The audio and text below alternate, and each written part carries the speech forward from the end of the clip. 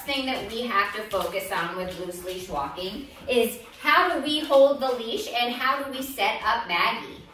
So the first thing is, I love that you have a 2-ounce harness. This is exactly what I would recommend. You walk her on the left side.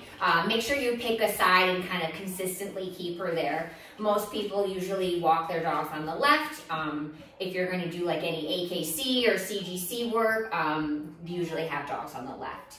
So I'm going to have the loop of the leash in my right hand. The extra slack I'm going to hold with that same hand. And then the treats I'm going to have in my left hand, the same side that Maggie's on, as well as my treat pouch.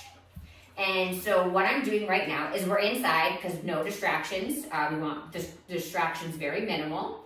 And I'm going to start moving and mark when Maggie is within 2 feet of me and giving attention.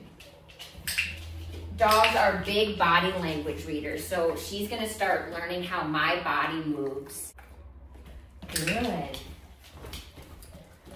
And how she has to position herself to be in the place that pays.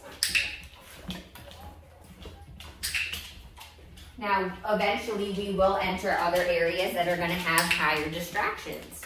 So right now, that's why we start inside. We want her to learn the mechanics of loose leash walking before we throw anything else at you what happens if your dog pulls. So I'm going to take a treat, throw it out and away from me.